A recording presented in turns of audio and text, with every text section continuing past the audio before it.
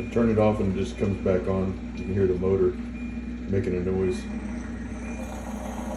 Sounds like it's trying to drain, but the unit never starts and no water ever flows, but it sounds like it's trying to drain.